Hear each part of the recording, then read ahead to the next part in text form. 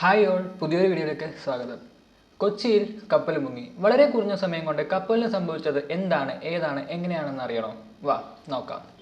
Kochi തീരത്തിനടുത്ത് അറബിക്കടലിലാണ് MSC Elisa 3 എന്ന് പറയുന്ന ചരക്ക് കപ്പൽ മുങ്ങുന്നത്.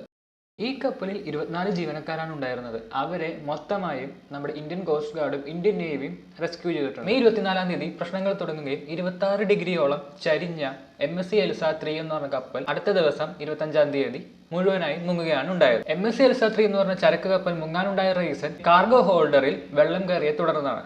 പക്ഷേ എങ്ങനെ വെള്ളം കയറിയെന്നത് ഇപ്പോഴും വ്യക്തമല്ല. ഈ ഷിപ്പിൽ 640ഓളം കണ്ടെയ്നേഴ്സ് ആണ് ഉണ്ടായിരുന്നത്. അതിൽ 13 എണ്ണത്തിലും രാസവസ്തുക്കളായിരുന്നു. അതിൽ 12 എണ്ണത്തിലും കാൽഷ്യം കാർബൈഡ് ആയിരുന്നു. ഈ കാൽഷ്യം കാർബൈഡ് കടൽ വെള്ളവുമായി ചേരുകയും അവിടെ അസറ്റിൽ നിന്ന് പറഞ്ഞ ഗ്യാസ് ഉണ്ടാവുകയും ഒരു പൊട്ടിത്തെറിക്ക് സാധ്യതയുള്ളതുമാണ്. അതുപോലെ തന്നെ ഈ ഷിപ്പിൽ 84.4 ടൺ ഡീസലും 367.1 ടൺ ഫർണസ് ഓയിലുമാണ് ഉള്ളത്. എന്നാൽ ഇതുകൊണ്ടുണ്ടാകുന്ന പരിസ്ഥിതി പ്രശ്നം നമ്മൾ വിചാരിക്കുന്നതിലും അപ്പുറമാണ്. അതുകൊണ്ട് തന്നെയാണ് എല്ലാ ശ്രദ്ധയും ഈ കപ്പൽ മുങ്ങിയിലോട്ട് എത്തുന്നത്. ഇവ വെള്ളത്തിൽ പടർന്നാൽ കടലിൽ ഒരു എണ്ണപ്പാളി രൂപപ്പെടുകയും സൂര്യപ്രകാശം അകത്തോട്ടെത്താത്ത രീതിക്ക് ഒരു തടസ്സം സൃഷ്ടിക്കുകയും ചെയ്യും.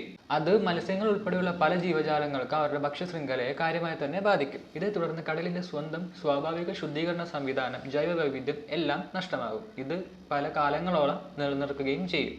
പ്രശ്നം ഗുരുതരമായതുകൊണ്ട് തന്നെ നമ്മുടെ സർക്കാർ 20 നോട്ടിക്കൽ മൈൽ അകലം ഫിഷിംഗ് നിരോധിച്ചിട്ടുണ്ട്.